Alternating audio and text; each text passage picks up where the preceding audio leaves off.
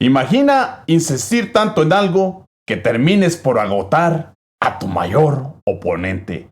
En el video de hoy exploramos la parábola de la viuda insistente, una lección magistral sobre el poder de la perseverancia, la justicia y lo que realmente sucede cuando decidimos no rendirnos. Dios les bendiga, mis amados hermanos de Iglesia Esperanza Viviente, amigos y hermanos en Cristo Jesús. Qué bendición el poder continuar con nuestra serie de los principios en las parábolas del reino.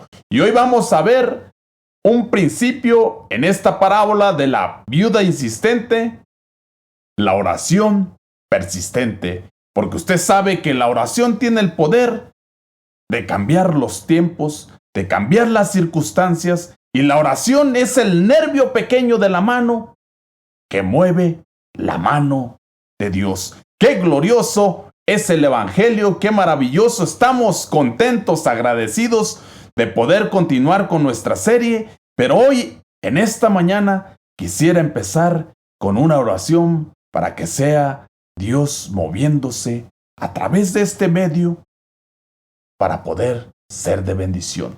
Padre, hoy estamos delante de tu presencia, Señor. Necesitamos del poder de tu Espíritu Santo sobre nuestra vida, Padre. Señor, reconocemos que nuestra vida depende de ti, bendito Dios.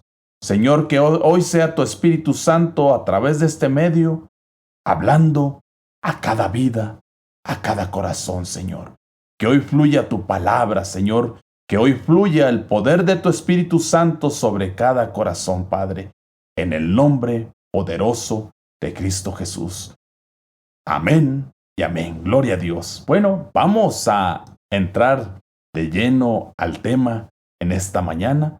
Y hoy vamos a hablar del poder de la oración o la oración persistente.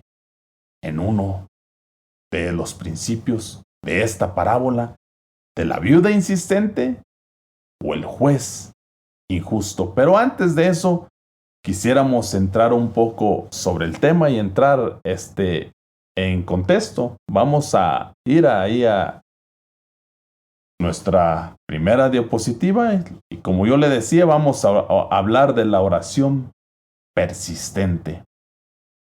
Vamos a ir a nuestra primera diapositiva. En Juan 18:36 dice el Señor: mi reino no es de este mundo, contestó Jesús. Si lo fuera, mis propios guardias pelearían para impedir que los judíos me arrestaran, pero mi reino no es de este mundo.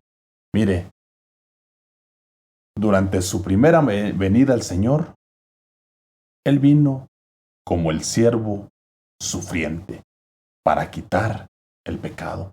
Él vino a cumplir la voluntad del Padre. Y en esa voluntad del Padre iba a haber sufrimiento. En esa voluntad del Padre, Él tenía que morir. En esa voluntad del Padre, Él vino a salvar lo que se había perdido.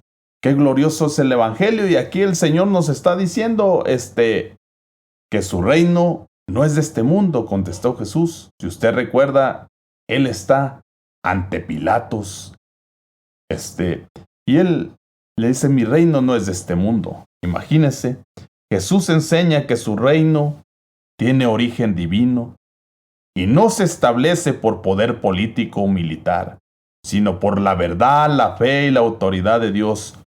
Por eso sus seguidores no lucharon para defenderlo, porque su misión era entregar su vida para salvar a la humanidad. Jesús repite la idea y enfatiza que su reino, mírenlo, vamos a verlo aquí. Quisiera, dice lo que enfatiza el Señor: mi reino no es de este mundo. Entonces, el Señor enfatiza que Él tiene su reino y Él tienen un origen celestial. Y lo dice: si lo fuera, mis propios guardias pelearían para impedir que los judíos me arrestaran. Pero mi reino no es de este mundo. Dice, imagínense, está gobernado por la verdad de Dios. El reino está gobernado por la verdad de Dios. La palabra es lo que rige el reino de Dios. Y también dice, avanza mediante la proclamación del evangelio y no por la fuerza, porque aquí vemos que el Señor dice, si lo fuera, mis propios guardias pelearían para impedir que los judíos me arrestaran, pero mi reino no es de este mundo. El reino de Dios avanza de una manera diferente, proclamando su palabra, proclamando su evangelio, no por la fuerza, porque los reinos naturales pelean, tienen su ejército, su milicia y pelean, pero este reino y este rey no son de este mundo, tienen un origen celestial. Y vamos a ir a nuestra siguiente diapositiva que dice Hebreos 9:28.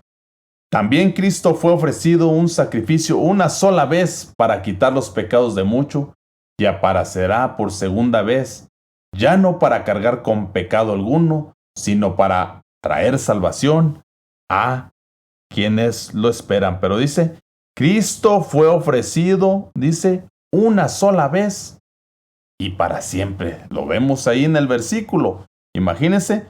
Entonces ahí lo que nos está diciendo que no necesita morir repetidamente porque su sacrificio fue perfecto y completo. Su sacrificio fue perfecto y completo.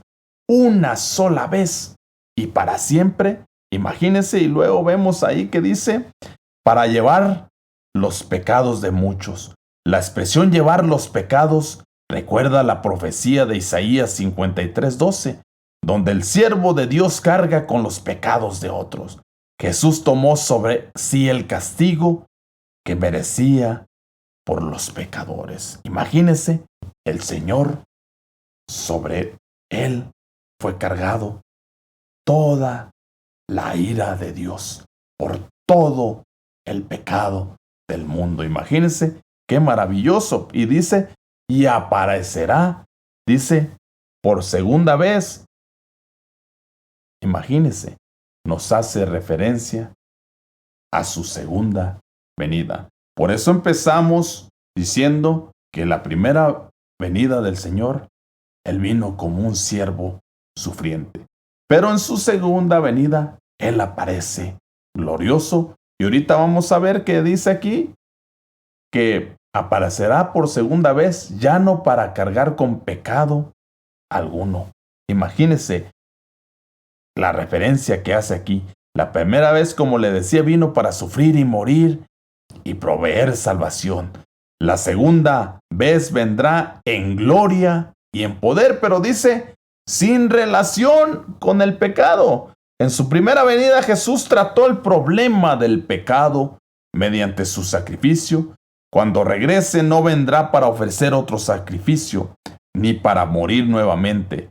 La obra de expiación ya estará completada. Pero dice, para salvar, ahí dice, para salvar a los que le esperan. Para salvar a los que le esperan. Mire ese detalle, para salvar a los que le esperan. Imagínese. Entonces, su iglesia, sus hijos, deben anhelar, deben esperar ansiosamente la venida de su Señor. Y vamos a ver aquí mismo que dice, para salvar a los que esperan. Aquí salvar se refiere a la consumación final de la salvación, la resurrección del cuerpo, la liberación definitiva del pecado, la entrada plena al reino de Dios, la vida eterna en la presencia de Cristo. Los que esperan a Cristo son aquellos que confían en Él y permanecen fieles. Llévese ese detalle. Los que esperan al Señor son los que permanecen, les decía, permanecen fieles y confían en Él. Imagínense, esos dos requisitos son los que esperan al Señor. los que permanecen fieles y los que confían en Él. Por eso la Biblia dice, confía en el Señor con todo tu corazón y Él hará. Qué glorioso y maravilloso es el Evangelio, pero dice, vamos a ir ahí. Entonces, anhelamos la venida del Señor. La iglesia anhela con un amor ferviente el regreso del Señor. Y vamos a ir ahí a nuestra siguiente diapositiva. Dice Lucas 17:26, tal como sucedió en tiempos de Noé, así también será cuando venga el Hijo del Hombre. Pero imagínense, Lucas 17:26, mientras Noé construía el arca y proclamaba el mensaje de Dios, las personas continuaban con sus actividades diarias sin arrepentirse. Entonces el juicio llegó de manera repentina.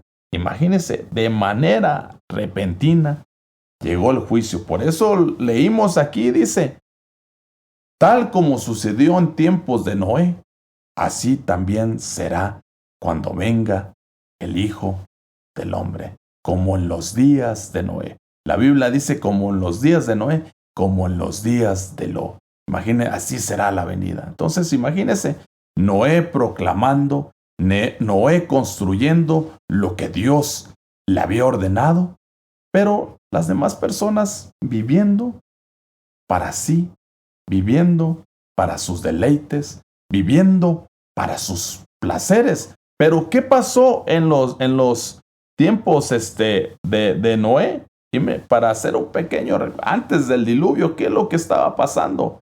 Dice la Biblia que la maldad se había multiplicado. Imagínense, número 1, la maldad se había multiplicado en los tiempos de Noé. Número 2, la violencia llenaba la tierra. Número 3, la humanidad estaba alejada de Dios. Imagínense. Y el único, fíjense, por eso la Biblia dice que Noé era justo en todas sus generaciones.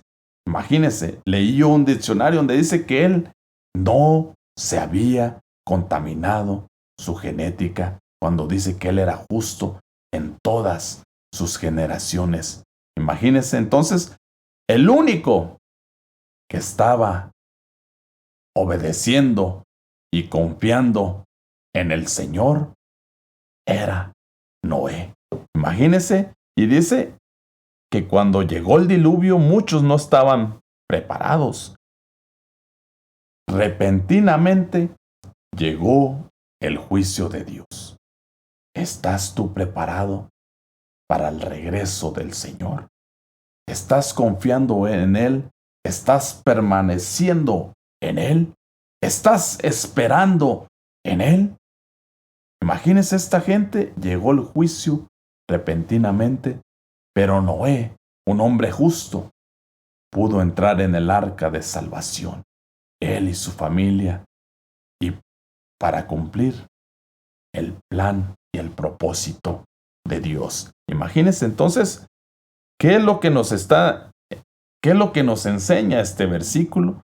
Nos enseña que la segunda venida de Cristo será tan inesperada para el mundo incrédulo como el diluvio lo fue para la generación de Noé. Por eso los creyentes deben vivir preparados y atentos ante Dios. Necesitamos prepararnos. Necesitamos anhelar la venida del Señor. Y anhelar la venida del Señor es estarse preparando. Anhelar la venida del Señor es confiar en Él. Anhelar la venida del Señor es depender de Él. Imagínense, entonces, vamos a ir ahí a nuestro siguiente versículo. Dice en Mateo 24:9. Dice, entonces los entregarán a ustedes para que los persigan y los maten y los odiarán todas las naciones, dice, por causa de mi nombre. Jesús advierte que sus discípulos enfrentarán oposición por seguirlo. No promete una vida libre de dificultades, sino fidelidad en medio de ellas. Jesús estaba preparando a sus seguidores para el costo del discipulado. El Evangelio desafía los valores del mundo, por ello, los seguidores de Cristo pueden encontrar rechazo, oposición. Enseña que los seguidores de Jesús enfrentarán persecución, oposición por causa de su fe, pero deben permanecer fieles porque pertenecen a Cristo y esperan su regreso. La fidelidad es permanecer fiel y esperar el regreso del Señor. Esa es la fidelidad de un creyente, permanecer fiel y esperar el regreso del Señor. ¡Qué maravilloso! Imagínense, entonces, necesitamos permanecer fieles, fieles a su venida, fieles a su palabra, fieles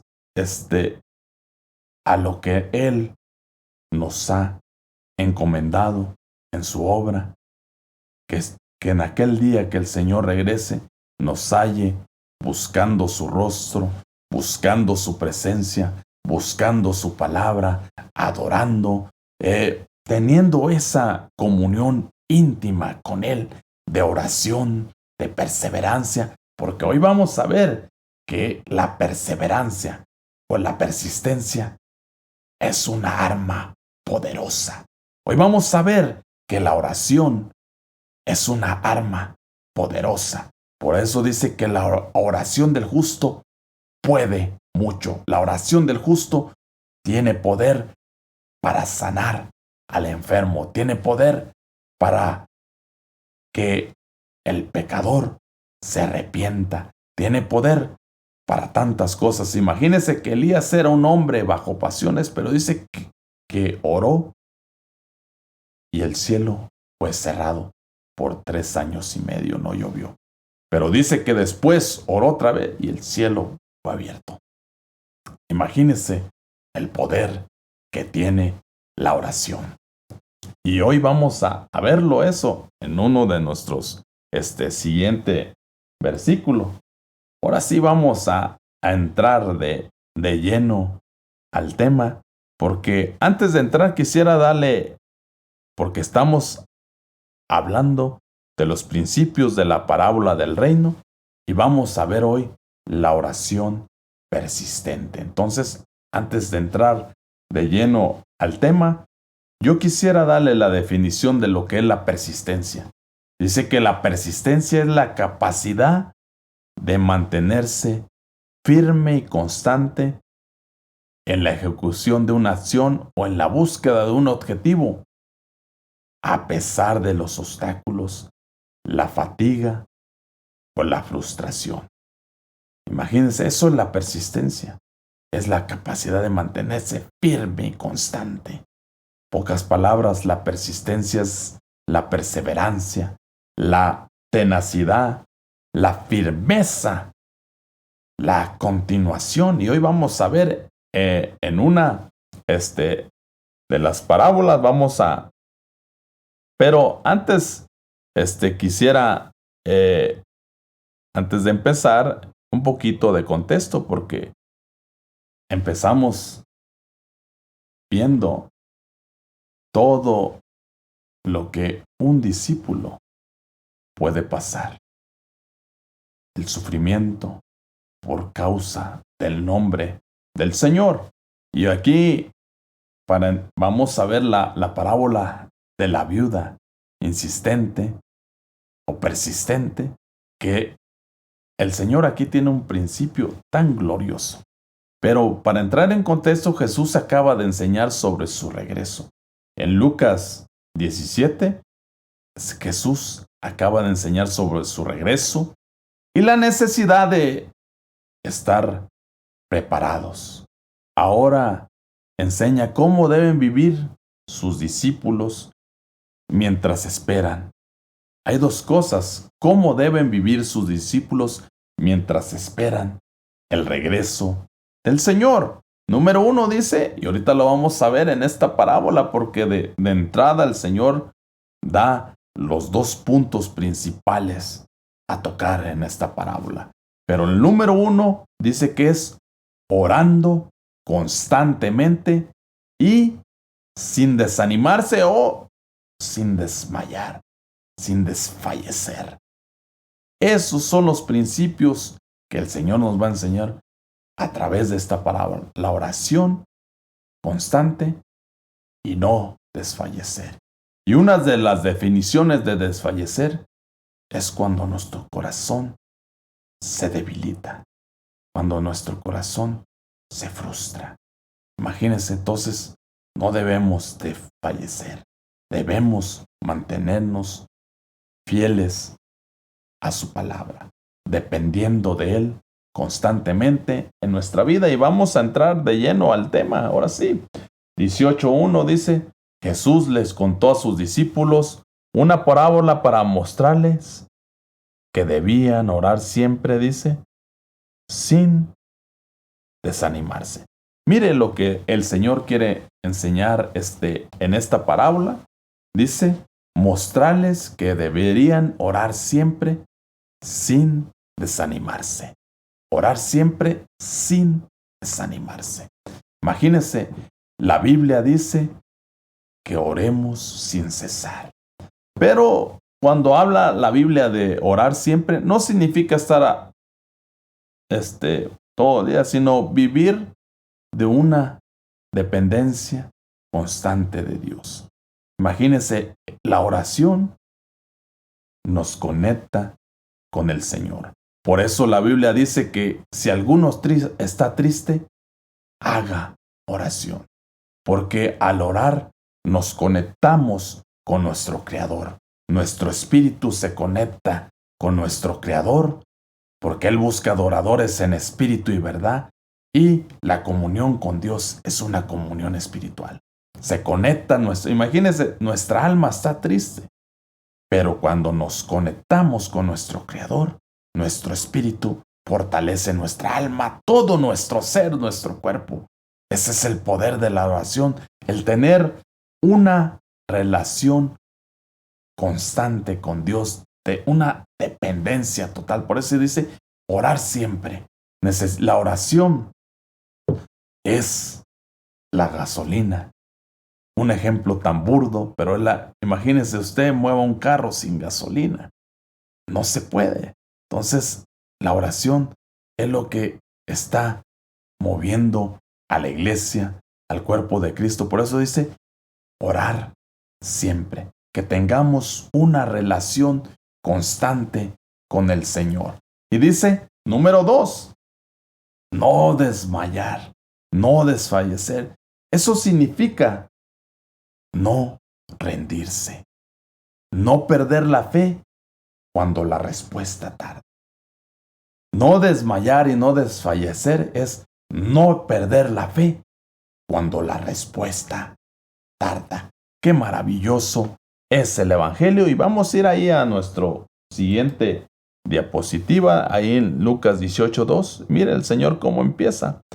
Les dijo, había en cierto pueblo un juez que no tenía temor de Dios, ni consideración,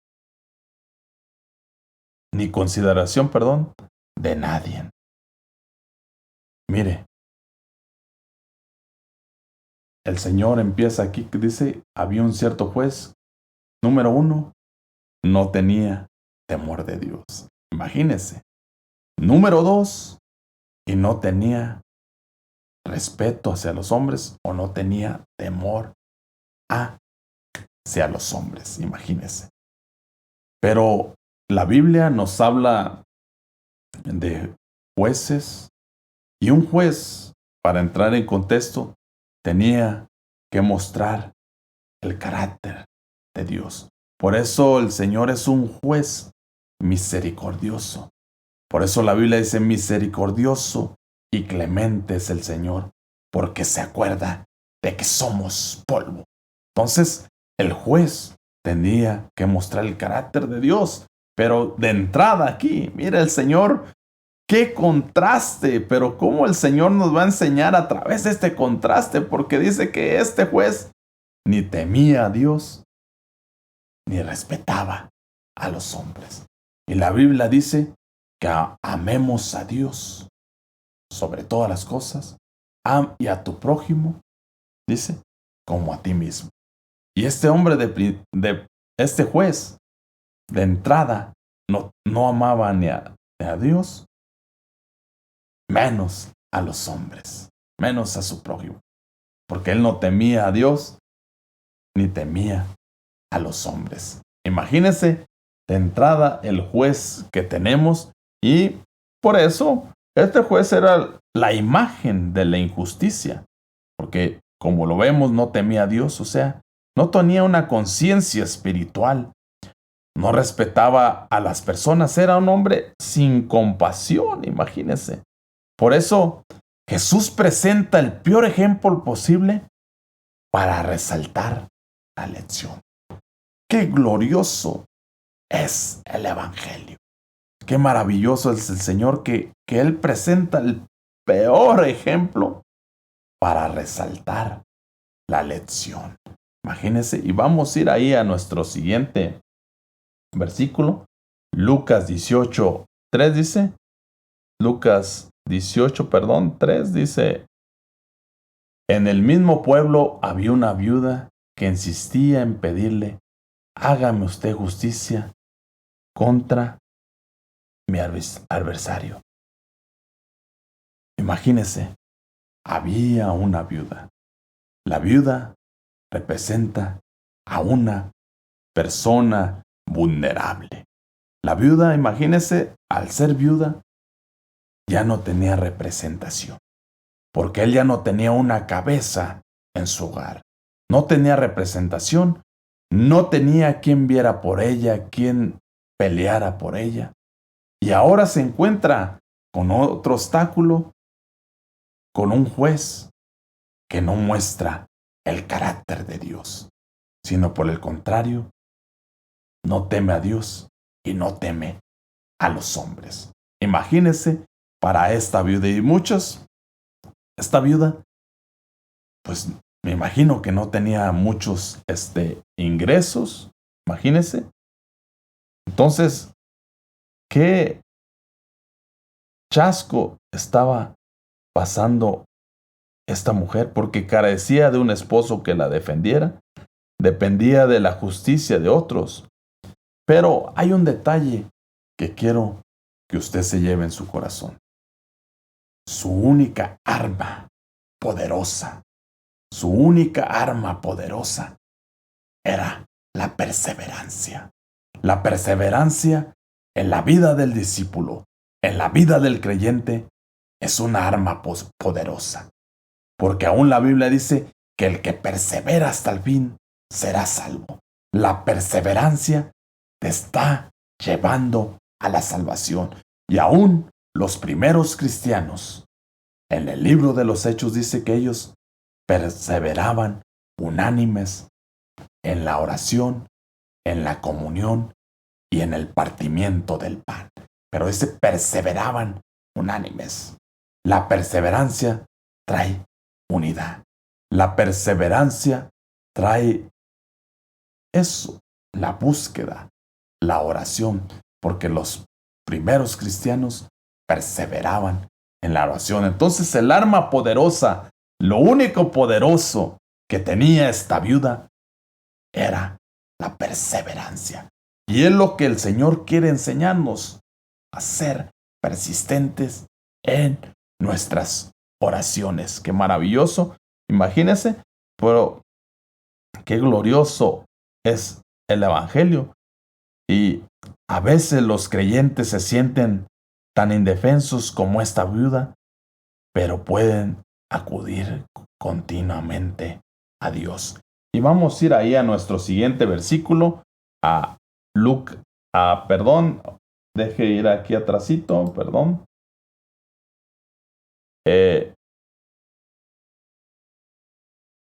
Vamos a ir al siguiente, antes de entrar, porque estamos hablando de la viuda. Ay, disculpe. En Salmos 68:5 dice que el Señor es padre de los huérfanos y defensor de las viudas es en su morada santa. Aquí vemos dos grupos vulnerables, lo que es huérfanos, y vemos a las viudas. Pero dice que Él es padre de los huérfanos. Un huérfano necesita un padre, pero una viuda necesita quien la defienda, quien vea por sus intereses, quien vea por sus derechos, quien vea por lo de ella. Imagínese, pero el padre es defensor de las viudas, dice, y es Dios en su morada santa. Entonces, esta viuda, lo único que tenía y lo más glorioso era esa arma poderosa que era la perseverancia. Pero imagínese esta palabra del Salmo 68:5. Tenía un padre que es su defensor. Muchas veces, tal vez tú te has sentido vulnerable ante las circunstancias, ante las situaciones, pero recuerda que tú tienes un padre que es defensor. Y Él es defensor de las viudas. Imagínense qué maravilloso y glorioso es el Evangelio. Y en Lucas, ahora sí, 18:4, dice, durante algún tiempo Él se negó, pero por fin concluyó, aunque no temo a Dios, ni tengo consideración, dice, de nadie. Imagínense, el juez ignoró sus peticiones repetidas. Esto refleja los momentos en que parece que no hay respuesta inmediata. Sin embargo, el silencio no significa una negativa definitiva. Imagínense, aún el silencio no significa algo negativo definitivo. Esta viuda iba a diario, con este juez para que le hiciera justicia. Miren la persistencia de esta mujer, la perseverancia, pero en el silencio aún está la respuesta del Señor. Porque el Señor, cuando estaba en el Getsemaní, le dijo, Padre, si es posible, pasa de mí esta copa. Y no hubo respuesta. Y el Señor le dijo, pero que se haga tu voluntad. Aún en el silencio, Dios tiene la respuesta para nuestras circunstancias. Qué glorioso es el Evangelio y maravilloso. Y luego, imagínese, este juez, ¿cuántas veces no ignoró a esta mujer? Y vamos a ir allá al 18:5. Dice, como esta viuda no deja de molestarme. Mire lo que dice el juez inicuo, el juez injusto. De molestarme voy a tener que hacerle justicia. No sea que con sus visitas me haga la vida imposible. El juez finalmente actúa. Recuerde que este juez no temía a Dios y no temía a los hombres. El juez, esta mujer, con su persistencia, con su perseverancia, fastidió a este juez y el juez por fin actúa. No porque sea bueno, no. Ya miremos que no tema a Dios ni a los hombres. No porque ame la justicia tampoco. Imagínese un juez. Por eso yo le decía al principio que el juez tenía que mostrar el carácter de Dios, lo dice en la Biblia. Deuteronomio, si usted va en el Antiguo Testamento, tenía que mostrar, aún el Señor les dice que no perviertan el derecho. Imagínense. Entonces tenía que mostrar el carácter de Dios, pero entonces no porque amaba la justicia, no porque le importaba la viuda, porque no le importaba el prójimo. Él dice que no respetaba a los hombres. O sea, no tenía empatía por la vulnerabilidad, ni aún menos por la necesidad de esta mujer.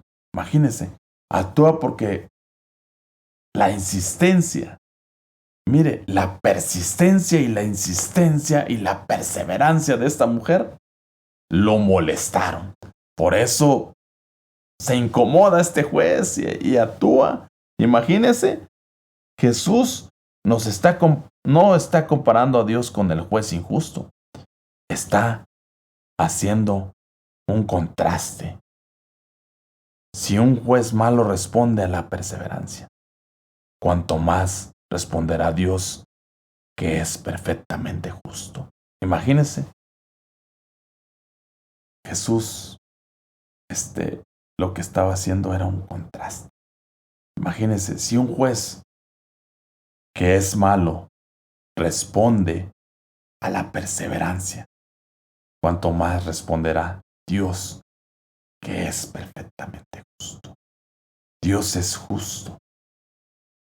Él ama la justicia. Imagínense. Y aún la Biblia dice, mía es la venganza. El Señor nos incita a que no tomamos justicia por nuestras propias manos.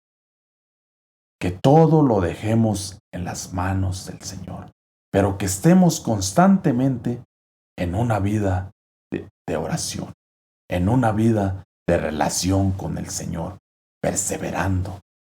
Porque al principio miramos que por causa de su nombre vamos a ser rechazados, odiados.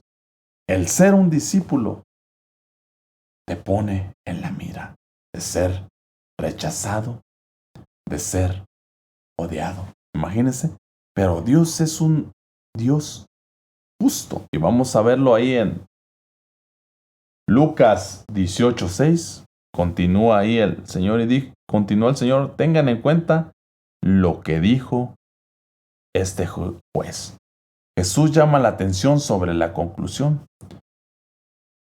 Los discípulos, mire, por eso el Señor lo que le está diciendo, continúa el Señor, tengan en cuenta lo que dijo el juez injusto. Pues lo que el Señor quería enseñar era a través del contraste. Imagínese si este hombre que no temía a Dios, que no respetaba a los hombres, estaba haciendo justicia a esta viuda. Entonces, el Señor tenía una gran lección para sus discípulos a través del contraste, porque dice, contimás nuestro Padre, que está en los cielos, y ahorita lo vamos a ver, no quisiera adelantarme, y dice Lucas 18:7, ¿acaso Dios no hará justicia a sus escogidos, que claman a Él de día y noche? ¿Se tardará mucho en responderles? Aquí está la enseñanza principal. ¿Quiénes son los escogidos? Dice, ¿acaso Dios no hará justicia a sus escogidos? ¿Quiénes son los escogidos? Los escogidos son los verdaderos creyentes, los que han decidido tomar su cruz y seguir al Señor, los que han decidido caminar en ese camino angosto y entrar por la puerta angosta. Son los que han dejado todo por seguir al Señor. Imagínense qué maravilloso. Y luego dice que claman día y noche, perseveran. Imagínense, claman de día y de noche. Estos hombres no son cualquiera. Estos escogidos, dice, mire, uno de las características, bueno, son varias, ¿verdad?, de los escogidos, dice que claman de día y de noche. La Biblia dice en Jeremías 33:3, clama a mí y yo te responderé. Imagínese, el clamor atrae la presencia del Señor, porque cuando el pueblo de Israel estaban esclavos, el pueblo hebreo estaban esclavos en Egipto, dice que ellos clamaron al Señor y Él oyó el clamor de su pueblo. Imagínense el poder del clamor.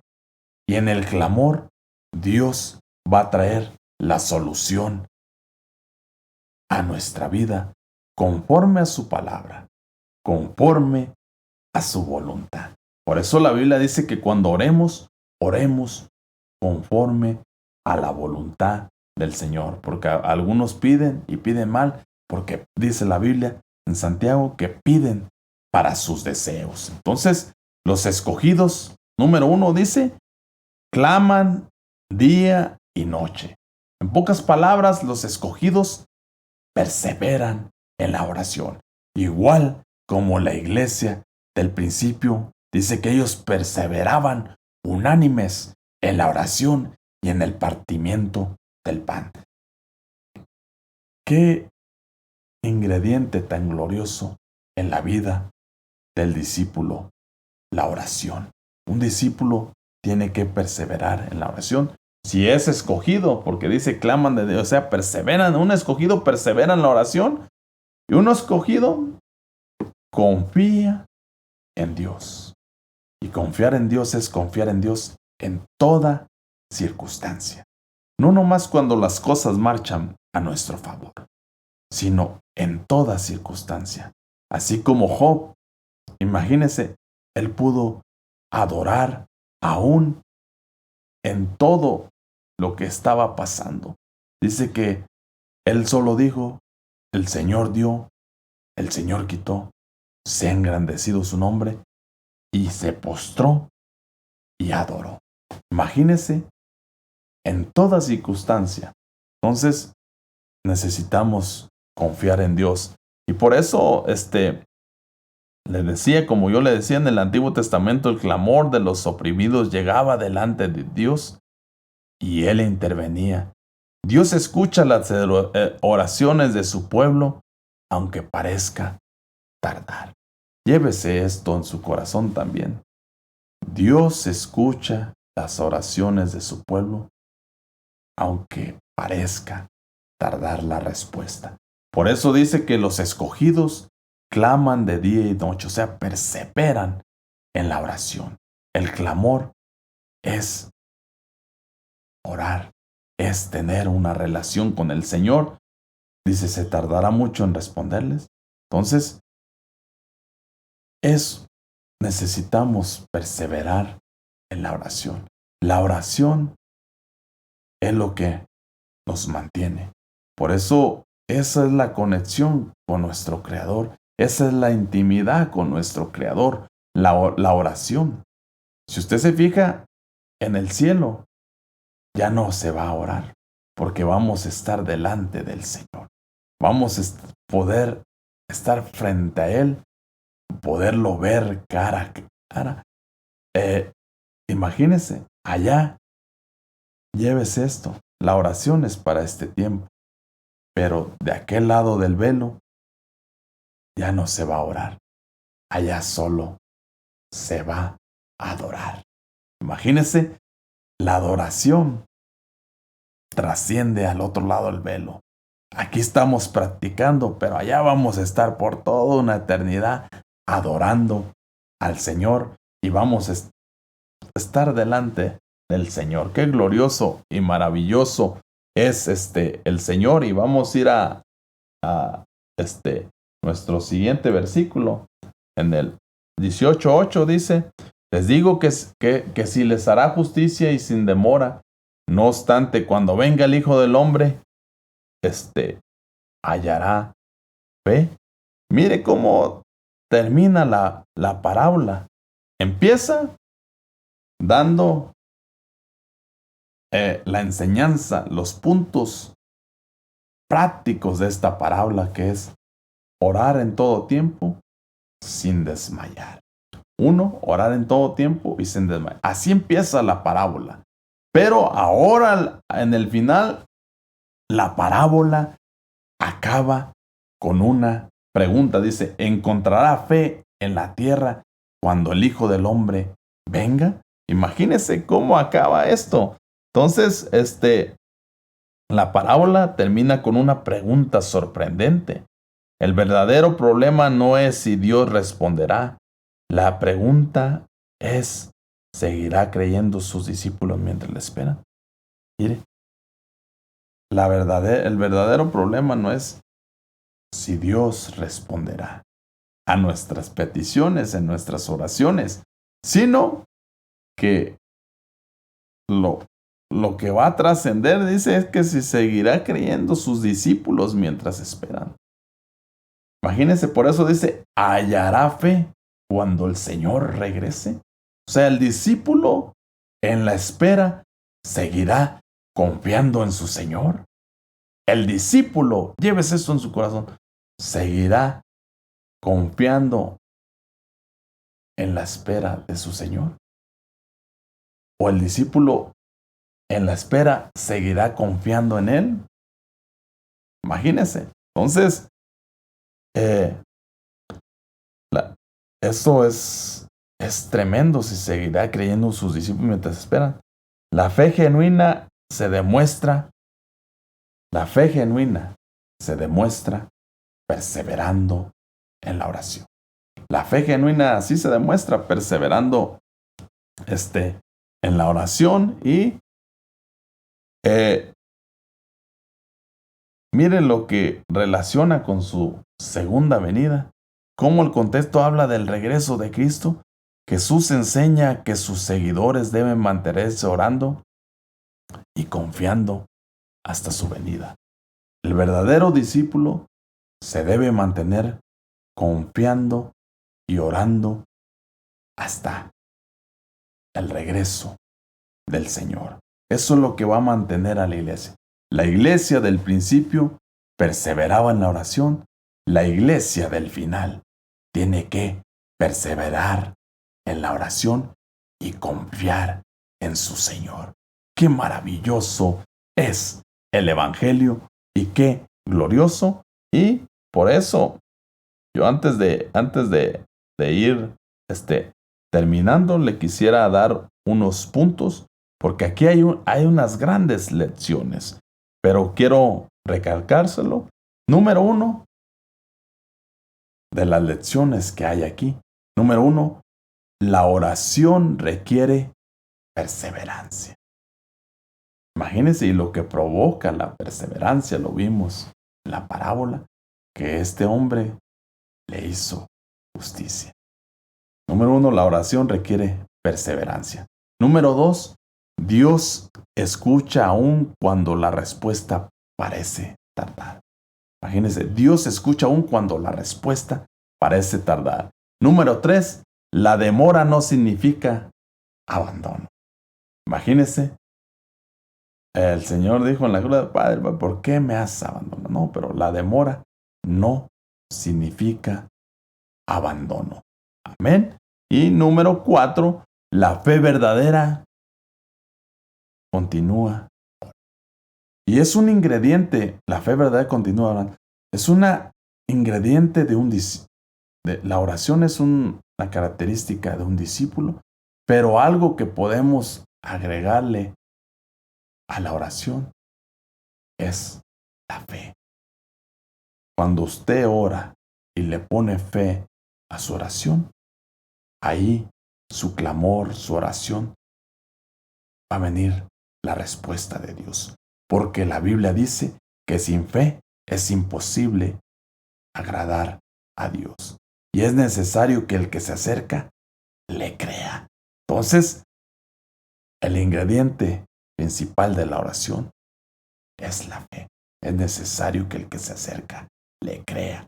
Y sin fe es imposible agradar. Y para el que cree, todo es posible.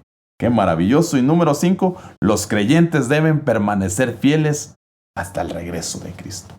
Los creyentes deben permanecer fieles hasta el regreso de Cristo. ¡Qué maravilloso! Y el último punto, ya haciendo un resumen de todo esto, aquí en la parábola de la viuda insistente nos enseña que los hijos de Dios deben perseverar en la oración con fe, confiando en que el Señor, que es justo y amoroso, dice, responderá en el momento perfecto y hará justicia a los suyos. Qué maravilloso.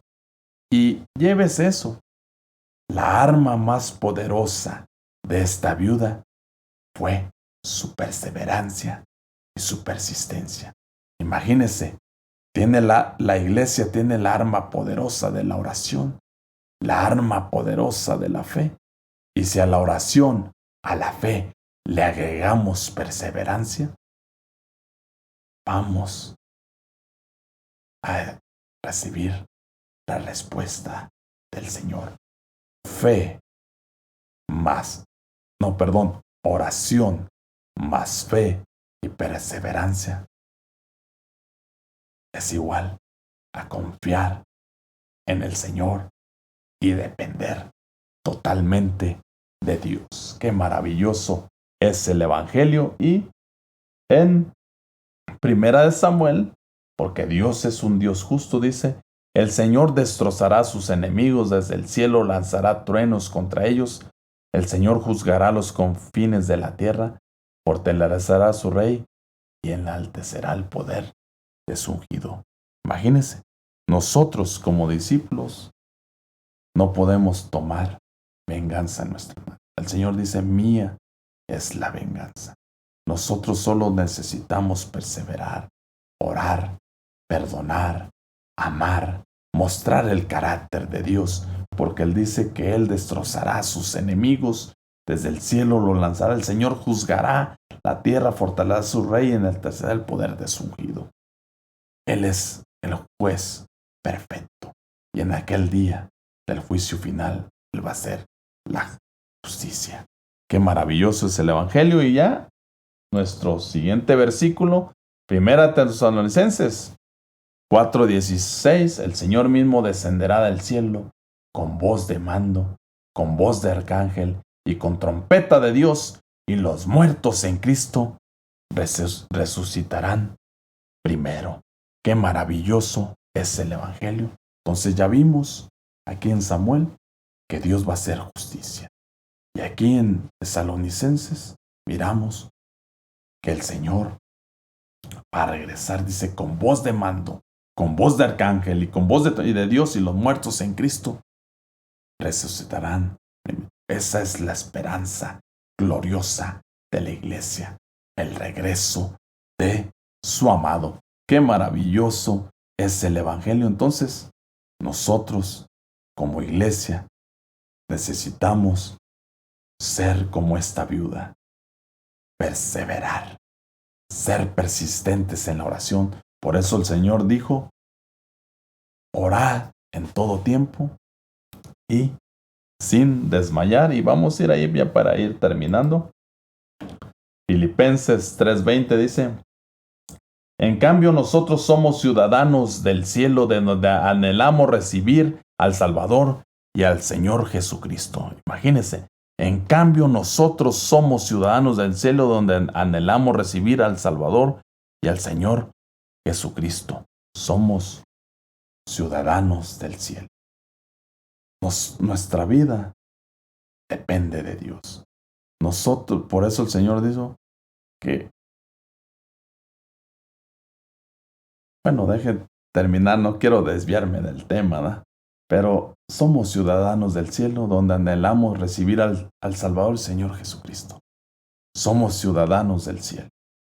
Imagínense, nosotros no pertenecemos a este reino de este mundo. Por eso el Señor dijo: mi reino no es de este mundo. El reino de Dios no es de este mundo. El reino de Dios sufre violencia y los valientes lo arrebatan. Imagínense, somos ciudadanos de un reino celestial. Qué glorioso es el Evangelio, y anhelamos recibir el Salvador, que es Jesucristo. Entonces necesitamos nosotros, como ciudadanos de un reino que no pertenece a este mundo, proceder de acuerdo a la palabra de ese reino. Qué glorioso es el Evangelio, que podamos nosotros perseverar en la oración hasta que el Señor regrese, que podamos no desfallecer, depender de Él totalmente hasta que Él regrese, que confiemos en Él totalmente y anhelemos su regreso, que cuando en aquel día Él regrese, nos halle perseverando, unánimes en la oración, como yo le decía, como empezó la iglesia, unánimes en la oración, compartiendo el pan y la comunión, que así termine la iglesia en el final, unánimes y perseverando en la oración, esperando el regreso del Señor. Esto ha sido todo por hoy. Espero haber sido de bendición. Y recuerda, en Cristo siempre hay una esperanza viva. Hasta la próxima y el Señor les bendiga. Amén.